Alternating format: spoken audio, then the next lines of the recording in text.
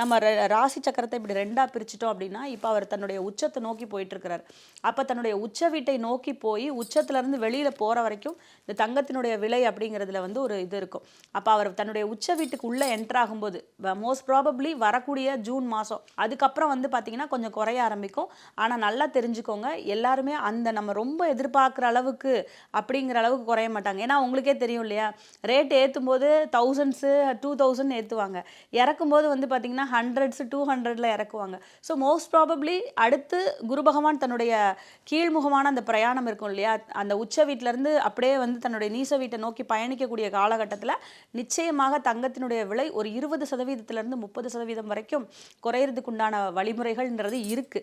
ஆனால் இந்த உலக நாடுகளுடைய அந்த மற்ற விஷயங்கள் அவங்களுடைய அந்த இப்போ ட்ரம்ப்லாம் நிறைய சட்டங்கள் கொண்டு வரார்.